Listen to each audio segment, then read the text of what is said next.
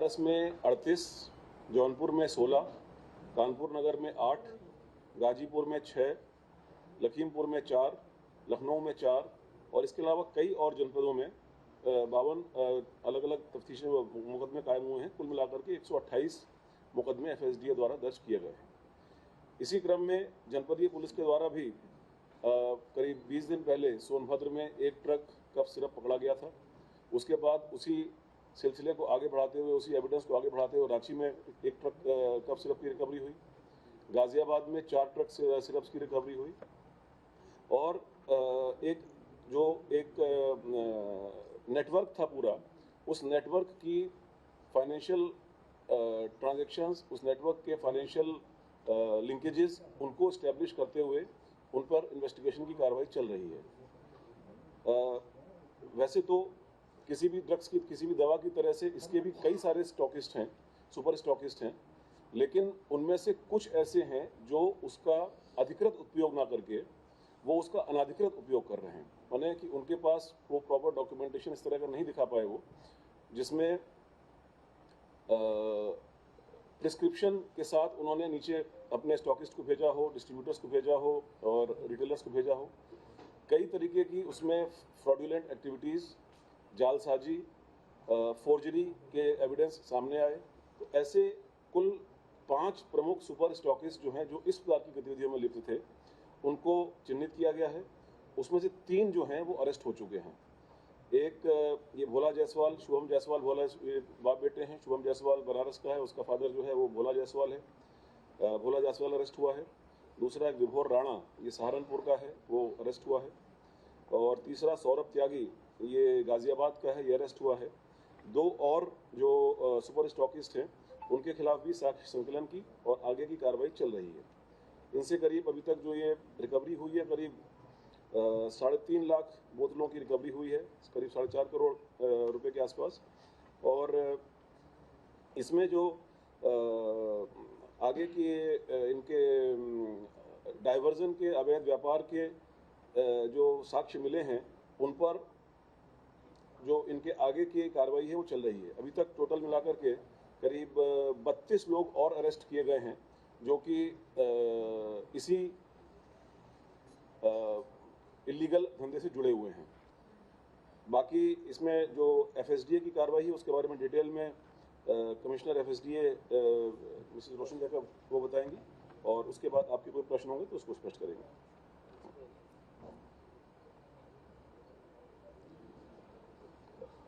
हमारे FSDA के विभागीय मंत्री जी, माननीय मुख्यमंत्री जी के निर्देश ये था, सख्त निर्देश ये था विभाग के लिए कि नारकोटिक श्रेणी की दवाइयाँ और कोडीन युक्त कफ सिरप, इसके अवैध डाइवर्शन की विधिवत जांच और कार्रवाई किया जाए।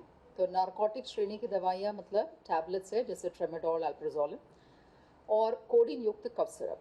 इसमें मैं शुरू में क्लैरिटी एक देना ज़रूर चाहूँगी कि इसमें प्रतिबंधित दवा नहीं है। जैसे सर ने बोला, एक शेड्यूल H प्रिस्क्रिप्शन ड्रग है जो कि प्रिस्क्रिप्शन पे देना है। कोडीन रखना या उसको बेचने में कोई गलत नहीं है, वो बिल्कुल विधिक है।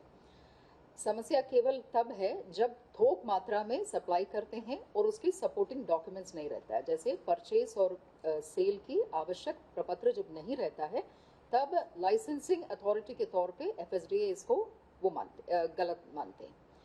तो और दूसरा एक और कंफ्यूजन देखा है इस बीच में कि जो पीडियाट्रिक कफ सिरप को लेकर एक दुखद घटना जो मध्य प्रदेश में हुआ था, जिसमें कुछ बच्चों की डेथ हुई थी, उसमें और इसमें कोई कनेक्शन नहीं है। उसकी जांच अलग से हो चुकी है और ऐसे कोई भी जानलेवा जो पीडियाट्रिक कफ सिरप है यूपी में नहीं मिला। वो सभी जनपदों में और कई सारे ब्रांडों की जांच होकर वो पुष्टि कर चुकी है।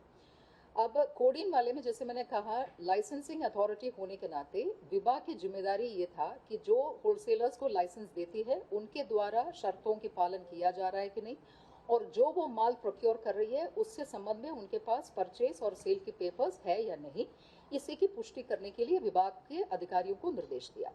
तो क्योंकि कोई भी विषय है तो उसको सोर्स से लेना है। तो जैसे सर ने अभी बताया, हम लोगों ने नारकोटिक ब्यूरो ग्वालियर में, और जो प्रमुख वहां पे देखा गया कि कोडीन का कोटा सबसे ज्यादा किन किन कंपनियों को जाते हैं, तो जो कंपनियां हैं उनकी मैन्युफैक्चरिंग फर्म्स को फिर देखा गया है, जो कि प्रमुख रूप से हिमाचल की पांवटा साहिब और बद्दी इलाके में है और रुड़की में है। तो इन जगहों पे टीम्स गया और वहां पे देखा कि यूपी के प्रमुख सप्लायर्स कौन है, और सप्लायर के लेवल पे जैसे सुपर स्टॉकिस्ट है जिसकी मेन डिस्ट्रीब्यूशन गोडाउन्स रहती है, उन गोडाउन्स की फिर चेकिंग हो गई। सूचना के, और इसमें पानीपत भी है हरियाणा जिसमें बड़े गोडाउन है एक पर्टिकुलर कंपनी का। उसके अलावा रांची में भी टीम भेजा गया, जैसे सर ने कहा कुछ इंटेलिजेंस गैदरिंग हम लोगों ने किया। तो जो जो सप्लाई की प्रमुख स्रोत थे वहां सब टीम्स भेजकर जो चीजें पुष्टि हुई उसको लेकर फिर हमारे करीबन 40 जनपदों में 300 के ऊपर थोक विक्रेताओं की जांच हुई, जिसके क्रम में 28 जनपदों की 128 एफआईआर दर्ज की गया। इसमें विशेष यह ध्यान दिया गया है कि कोई भी छोटे व्यापारी पे कार्रवाई ना हो, क्योंकि हम लोग को रिटेलर्स पे कार्रवाई करने का मंशा नहीं था।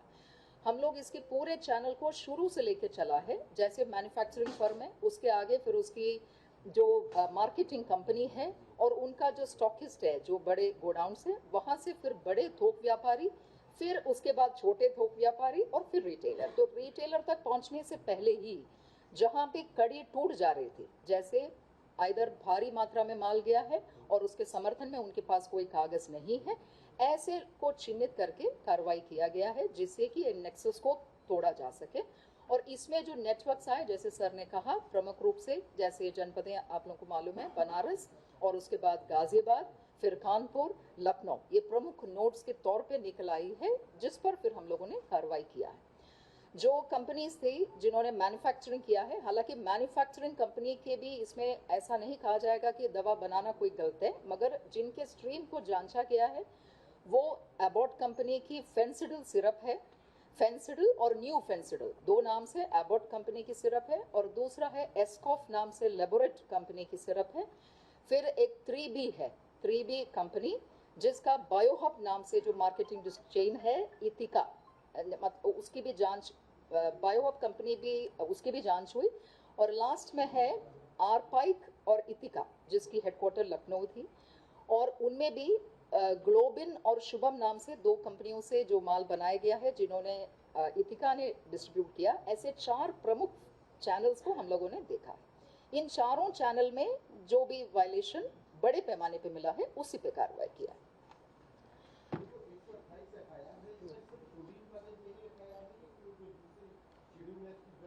शेड्यूल एच ड्रग्स पे भी कुछ है जी, दोनों शामिल है। ट्रेमाडोल, ट्रेमाडोल, यस यस जी, वो भी जांच है जी जी। सभी मंशा केवल कफ सिरप की नहीं थी, मंशा यही थी कि जो नशे के रूप में दुरुपयोग किया जा सकता है, ऐसे चीजों की अवैध डाइवर्शन को रोका जाए, यही मंशा थी। इसमें जो एविडेंस आया है, इसमें आप सही कह रहे हैं, इसमें एविडेंस हमारे पास एविडेंस जो आया है, इसमें एविडेंस में हम लोग फर्दर इन्वेस्टिगेट कर रहे हैं, लेकिन फिर भी हमारे पास नेपाल जाने का और बांग्लादेश जाने के एविडेंस आए हैं। उन एविडेंसेस को हम लोग और डेवलप कर रहे हैं, फाइनेंशियल ट्रांजैक्शंस को हम लोग कंफर्म कर रहे हैं, बैंकिंग चैनल से उन चीज़ को वेरीफाई करा रहे हैं। कुल मिलाकर के बात यह है कि इस बारे में शासन का, माननीय मुख्यमंत्री जी का बड़ा स्पष्ट निर्देश भी है, और इसमें किसी भी तरह की कोई भी ज़ीरो टॉलरेंस की नीति है। जो भी आदमी इसमें इन्वॉल्व हैं, किसी भी स्तर पर इन्वॉल्व हैं, उनके खिलाफ कठोर कार्रवाई हो रही है, साक्ष्य बेस्ड, और आगे भी होती रहेगी। एक एक करके हाँ, जो अगर देखिए मैं, हाँ बताइए।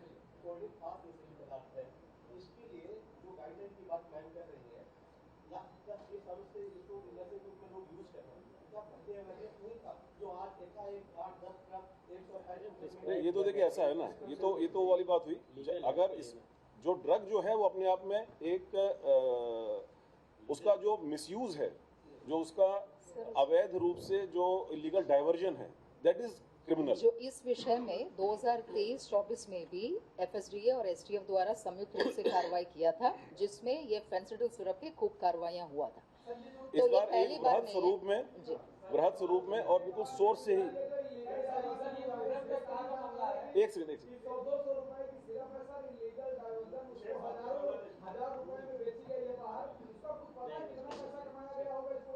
देखिए ऐसा है ना, ये वही चीज़ों को हम लोग अभी, इसीलिए मैं आपसे कह रहा हूँ कि मीडिया में, खासतौर से सोशल मीडिया में बिना साक्ष्य के और बिना तथ्यों के कई बार कुछ चीज़ें आ जाती हैं। हम लोग जब कोर्ट में प्रस्तुत करते हैं या FSDA कोर्ट में प्रस्तुत करता है तो we have to have the financial investigation के एविडेंसेस कि किस बैंकिंग चैनल से या अदरवाइज वो मनी का ट्रांजैक्शन हुआ है। वो सब ट्रांजैक्शंस को वेरीफाई करते हुए ही ये नाम सामने आए हैं। जो डॉक्यूमेंट्स हैं जिसमें मान लीजिए एक पार्टी ने जो ओरिजिनल कंपनी है उन्होंने जो सुपर स्टॉकिस्ट को दिया वो एक हमको उसके डॉक्यूमेंट्स मिले, उनसे जब कंफर्म किया गया तो उन्होंने कुछ डॉक्यूमेंट्स दिखाए जिनको वेरीफाई किया गया कि भाई जो आगे वाली चेन है उस चेन में उन्होंने उसका प्रॉपर उपयोग किया या इलीगली डाइवर्ट किया।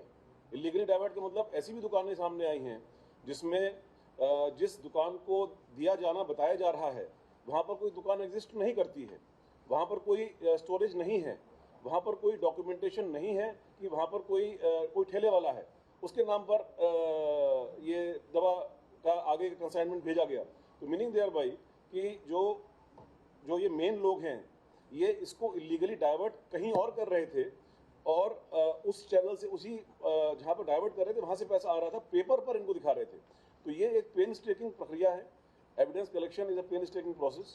उन सभी एविडेंसेस को हम लोग कलेक्ट कर रहे हैं और जैसे जैसे नाम सामने आ रहे हैं उनके खिलाफ कार्रवाई होगी।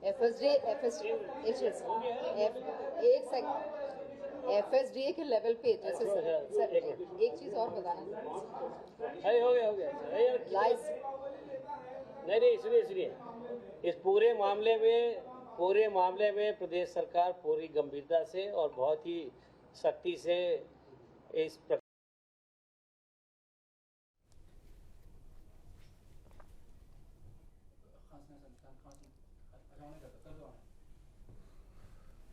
तो कप सिरप मामले में यूपी पुलिस का प्रेस कॉन्फ्रेंस, डीजीपी किस तरीके से बता रहे हैं ये पूरा मामला है क्या और किस तरीके से एक एक बिंदु पर जाकर इस पूरे मामले में कार्रवाई की गई। हालांकि उन्होंने ये भी कहा कि जिस तरीके से ये बताया जा रहा था कि जो मध्य प्रदेश और राजस्थान में जिस सिरप से मौत हुई है उसका इससे लेना देना नहीं, वो आज क्लियर किया गया है।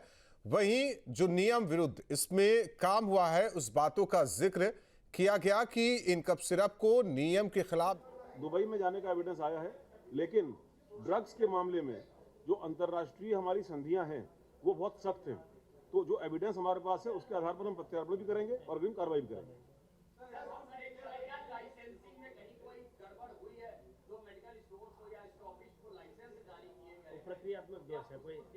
इसमें दो चीजें हैं। एक तो जो लाइसेंस पाया गया है वो करीबन 280 को हम लोगों ने नोटिस दिया है कैंसलेशन के लिए, जो FIR के अलावा लाइसेंस कैंसलेशन भी जरूरी है, मगर वो ड्रग एक्ट के तहत नोटिस देके और स्पीकिंग ऑर्डर से खारिज होना होता है। तो वो प्रक्रिया भी चल रही है, सभी को नोटिस दिया, कैंसलेशन होगा। विभागीय अधिकारियां कुछ लोगों ने अच्छा भी कार्रवाई किया है और कहीं पे जो लापरवाही या संलिप्तता पाया गया है वो भी घटा है और माननीय मुख्यमंत्री जी की तरफ से उस पर भी कार्रवाई। विभागीय मंत्री जी को सारा चीज प्रस्तुत किया जाएगा जी।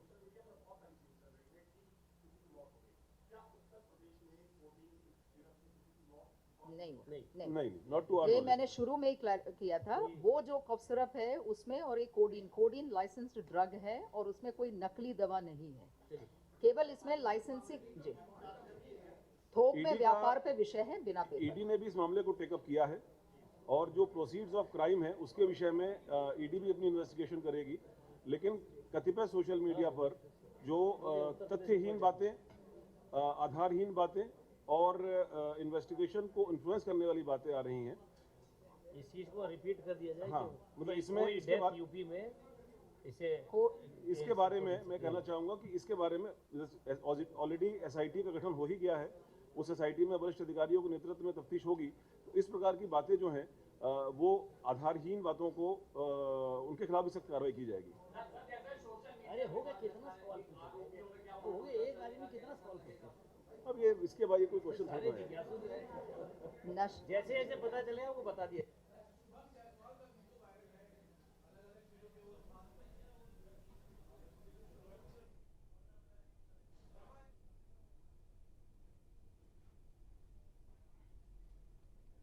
तो प्रेस कॉन्फ्रेंस जिस तरीके से एसीएस सोम, संजय प्रसाद, डीजीपी राजीव कृष्ण और औषधि खास सुरक्षा औषधि प्रशासन विभाग के सचिव रोशन जैकब वो बता रही है कि किस तरह से ये पूरा मामला पकड़ में आया। दरअसल सारा खेल क्या है? सारा खेल इस बात को लेकर है कि ये दवाइयां अवैध रूप से बेची जा रही थी।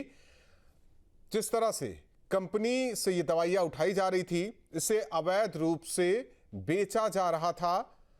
कई जगह कंपनी मिली ही नहीं, लेकिन उसके नाम पर, उस फॉर्म के नाम पर सप्लाई दिखाई गई, पेमेंट लिया गया और इस मामले में जहां जहां शिकायत मिली है कार्रवाई की जा रही है। कई लोगों की गिरफ्तारी हुई है।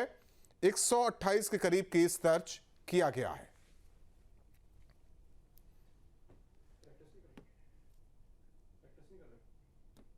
Download our News Nation app